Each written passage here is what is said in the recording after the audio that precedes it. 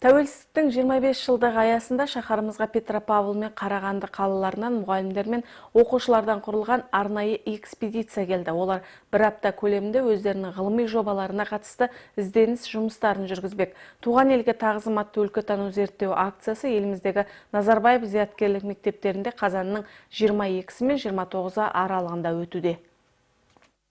Петропавл мен Қарағанды қалаларынан келген қонақтар алдымен облыстық тарихи өлкетану мұражайында болып, өңірімізге қатысты мағлұматтарға қанықты.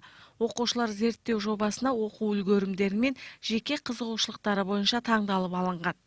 Бізге келіп отырған қонақтардың ішінде қызықты тақырыптар ретінде Абайдың шығармашылығын зерттеуге арналған тақырыптарды атап өтуімізге болады. Яғни Абай шығармашылығы, Абайды зерттеуші ғалымдар бойынша ақпараттар жинайтын оқушылар бар. Сондай-ақ қазақ жерінің, соның ішінде Семей өңірінің, Шығыс Қазақстан облысының топонимдеріне, жер-су атауларына ерекше назар аударып келіп отыр. Сондай-ақ қазақ баспасөзі Семейден бастау алады деген тақырыпта бар екен. Осы мәліметтерді біз бір апта төңірегінде оқушыларға беруге тырысамыз. Шараның мақсаты оқушыларға Шығыс Қазақстан облысының мәдени құндылықтары мен сұлу табиғатын, сәулет ескерткіштері мен тарихи орындармен таныстырып, зерттеу жұмыстарына қажет мәлімет жинау. Олар экспедиция барысында тарихи мәдени өндіріс орындарын аралап, ел тарихына, қазіргі өндіріс дамуына қатысты білімдерін толықтырмақ. Сондай-ақ топырақ пен судың үлгілерін алып, зертханаларда ғылыми зерттеу жұмыстарын жасайтын болады.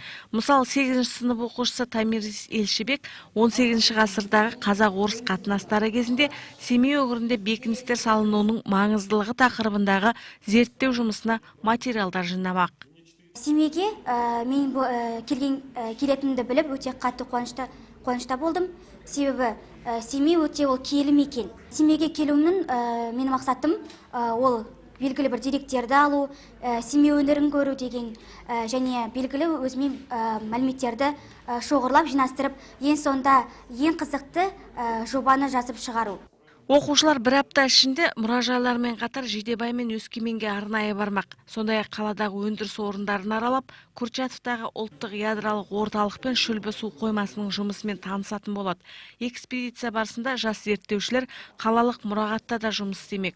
Бұл оқушылардың отанға деген сүйіспеншілігін арттырып, елінің нағыз патриоты болып өсуіне ықпал етеді деген сенімдеміз дейді ұстаздар. Рысқұл Мадуасов, Елжан Мағзұмов, Семей жаңалықтар қызметі.